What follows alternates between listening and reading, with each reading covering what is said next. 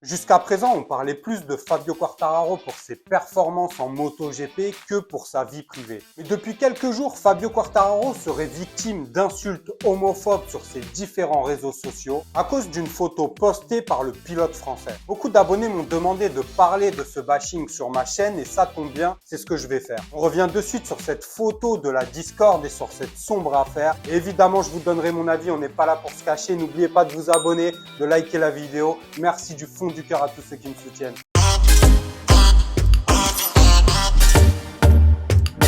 Fabio Quartararo, on le connaît depuis plusieurs années maintenant. Il est évidemment champion du monde MotoGP. Il a traversé une saison très compliquée cette année avec une Yamaha qui peine à retrouver les sommets. Mais aujourd'hui, sur cette vidéo, vous l'avez compris, on ne va pas se retrouver pour évoquer les performances ni la carrière professionnelle de Fabio Quartararo. On se retrouve pour cette histoire, ce bashing, ce bad buzz qui a lieu depuis plusieurs jours maintenant. Fabio Quartararo est apparemment victime d'insultes homophobes sur ses différents réseaux sociaux. D'ailleurs, il a enlevé la photo de la Discord, celle qui a créé ce bad buzz, qui a créé apparemment cette sorte de harcèlement numérique sur les réseaux. Il l'avait tout d'abord posté sur X, anciennement Twitter, puis il a retiré la photo. Il l'a mis également sur Instagram, mais il a décidé de désactiver les commentaires car apparemment il y avait beaucoup d'insultes homophobes. Moi, je vais mettre les pieds dans le plat direct. Qu'il soit gay, qu'il soit hétéro, sincèrement, j'en ai rien à foutre. Pour ma part, je pars du principe que ce genre de choses doit rester privé, ça fait partie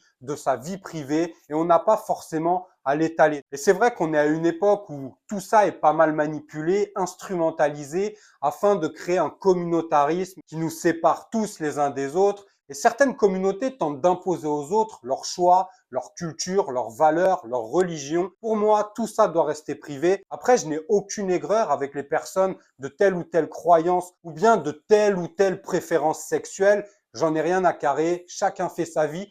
Tant qu'on ne tente pas de m'imposer ses choix, libre à tout le monde de faire ce qu'il veut. Le problème de notre société actuelle, c'est le fait de vouloir imposer à tout prix. Mais sur ce cas-là, on n'est pas vraiment dans le fait d'imposer quoi que ce soit. Fabio Quartararo n'a jamais parlé de ses préférences sexuelles. Mais malgré ça, ça fait quand même pas mal de temps que Fabio Quartararo est un peu victime d'insultes homophobes. On lui prête de temps en temps des relations avec des hommes. On commente souvent ses attitudes, ses postures sur les photos. Le fait qu'il soit souvent comme ça, torse nu, mais mal à l'aise apparemment certaines personnes. Après, il faut quand même essayer de relativiser les choses. Certes, apparemment, il est victime de harcèlement. J'ai vu quelques commentaires désobligeants. Je vais pas dire que c'est la majorité, j'en sais rien. Et il faut aussi relativiser parce que les médias font beaucoup de choses pour peu de bruit parfois. Il suffit qu'il y ait une poignée d'imbéciles, une dizaine, une quinzaine sur des milliers de commentaires bienveillants et parfois les médias relaient, font du buzz pour créer des polémiques, pour faire vendre. Donc, il faut quand même relativiser. Je ne sais pas exactement le nombre de messages qu'il a reçus, le nombre de commentaires désobligeants. Bien sûr que si c'est le cas, ça doit être condamné. Au fond, Fabio Quartararo fait exactement ce qu'il veut. Il emmerde personne avec ses préférences sexuelles, avec ses valeurs, avec ses convictions. Donc personne n'a à juger ça. S'il prenait quoi que ce soit ou tentait d'imposer quoi que ce soit aux autres, il faudrait qu'il se prépare effectivement à recevoir des jugements. Mais en l'occurrence, Fabio Quartararo ne fait rien de tout ça. C'est plutôt un garçon discret. Alors certains peuvent penser qu'il manque de charisme ou pas, mais bon, ça touche pas que Fabio Quartararo. On est aujourd'hui à une époque différente et c'est sûr que les habitudes ne sont plus les mêmes, les façons de vivre, les attitudes. C'est sûr que à une époque, par exemple, où on voyait les pilotes, en l'occurrence en MotoGP ou même dans la vraie vie, les gens se dire les choses, se confronter sans partir forcément dans la violence. Je prône pas la violence du tout, mais on peut être franc, on peut avoir des avis divergents, différents des uns des autres et se parler calmement. Moi, vous le savez, sur la chaîne, je demande à personne d'être toujours d'accord avec moi et j'adore échanger avec ceux qui ont un point de vue différent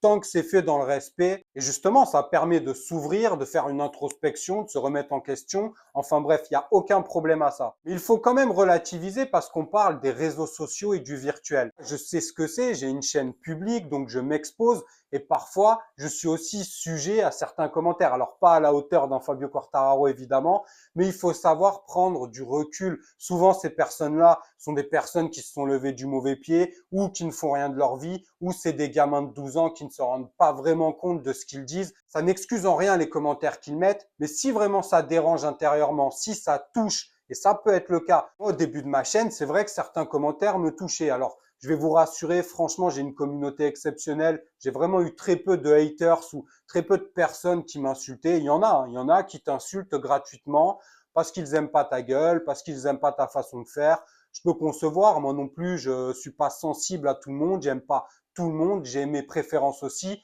Après, je vais pas aller insulter les gens. Mais bref, du coup, c'est vrai que ça peut toucher au début. Il faut prendre du recul avec tout ça. Si vraiment ça touche trop, il suffit d'éteindre ces réseaux sociaux, voire de les supprimer. Et dans la vraie vie, il n'arrive pas tout ça. Je suis convaincu que les dizaines, centaines de personnes qu'on peut avoir des commentaires désobligeants ou voire même insulter Fabio Quartararo sur cette photo, dans la vraie vie, il ne les verra jamais. Dans la vraie vie, il va voir que des gens qui viennent lui faire des compliments. Tous les petits blaireaux qui se prennent pour des super-héros sur les réseaux sociaux ou qui montent leurs gros bras à coups d'insultes en commentaire, bien souvent, dans la vraie vie, on ne les entend pas. Faut plus avoir peur de celui qui ne dit rien que de celui qui parle à tout va, qui brasse de l'air sur un réseau social. Mais encore une fois, il faut prendre de la distance parce que il y a peut-être beaucoup de profils qui sont faux. On le sait sur les réseaux sociaux, tout est faisable. On peut créer des dizaines, des centaines de comptes pour insulter les gens avec des faux comptes. Il ne faut pas penser que ces commentaires-là représentent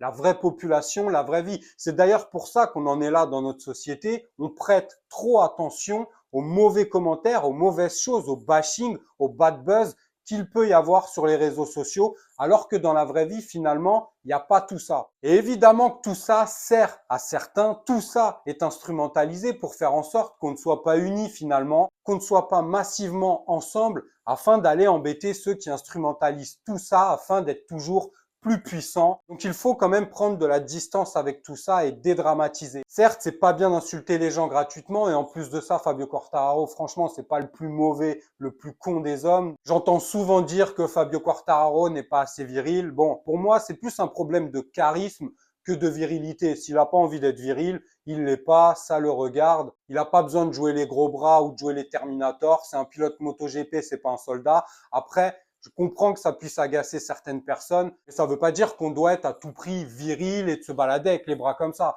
Certaines personnes ont une puissance intellectuelle, par exemple, ils n'ont pas besoin de se balader en jouant des coudes et ils ont un charisme énorme. Donc virilité ou pas, c'est pas vraiment le problème. Pour moi, encore une fois, Fabio Quartararo fait ce qu'il veut tant qu'il ne l'impose pas aux gens et c'est ce qu'il fait d'ailleurs, il emmerde personne. Il faut faire attention à tout ça parce qu'on est dans une société où l'argent prime et où les médias font grandir des buzz afin de faire de l'argent. Et c'est bien malheureux aussi, mais les médias n'ont rien inventé. On tire aussi beaucoup sur les médias, mais il faut nous aussi, consommateurs, se remettre en question. Quand il y a des choses bien qui se passent, ça n'intéresse pas toujours et pas forcément les gens. Donc je pense qu'il doit y avoir une remise en question de tout le monde. Et d'ailleurs, en commentaire, qu'on soit d'accord avec moi ou pas, vous le savez, on peut discuter, échanger, toujours dans le respect. Sinon, c'est simple, il suffit d'appuyer sur bloquer la personne et tout ça s'arrête. Donc, encore une fois, ne dramatisons pas, bien que ce genre de commentaires soit vraiment dégueulasse. Surtout les insultes gratuites de personnes qui ne font rien de leur vie et qui se permettent de critiquer les gens, surtout de les insulter, parce qu'on peut avoir une critique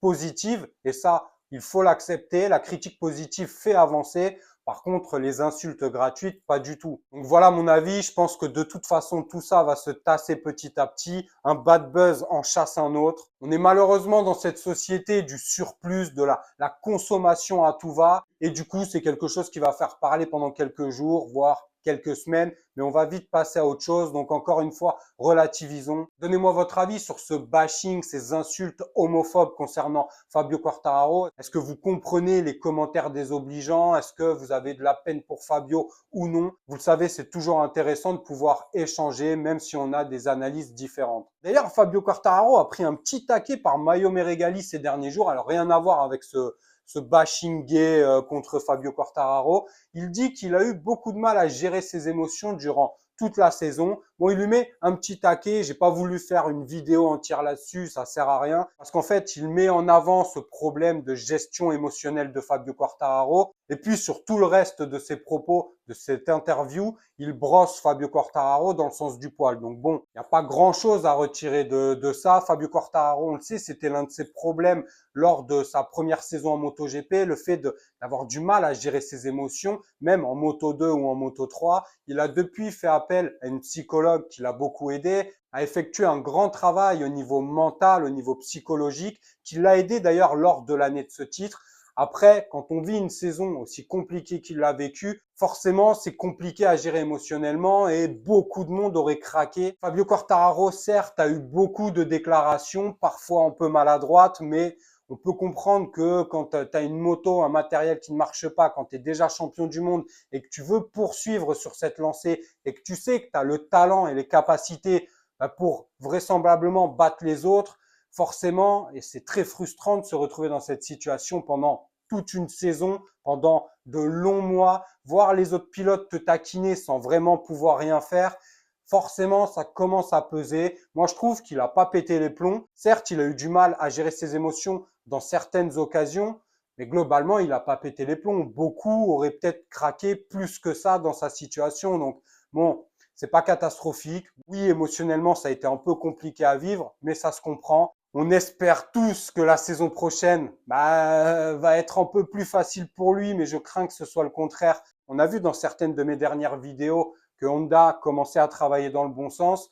Yamaha, c'est toujours pas le cas. Donc j'ai un peu peur pour Fabio Quartararo concernant la saison prochaine, mais évidemment, on va rester attentif. N'hésitez pas à me donner votre avis sur cette histoire de bashing concernant Fabio Quartararo. On se retrouve dès vendredi pour une prochaine vidéo où là, en l'occurrence vendredi, on parlera de mon chouchou Franco Morbidelli qui a déjà des déboires avec son team manager Gino Borsoy qui l'a dernièrement, là, on peut lui aussi caresser dans le sens du poil après l'avoir découpé en morceaux, mais c'est normal, il fait son taf. Il est à la fois le good cop et le bad cop, donc il manie un peu la baguette comme il le souhaite, Gino Borsoy. On verra ça dès vendredi. N'oubliez pas de vous abonner, de liker la vidéo. Merci du fond du cœur à tous ceux qui me soutiennent.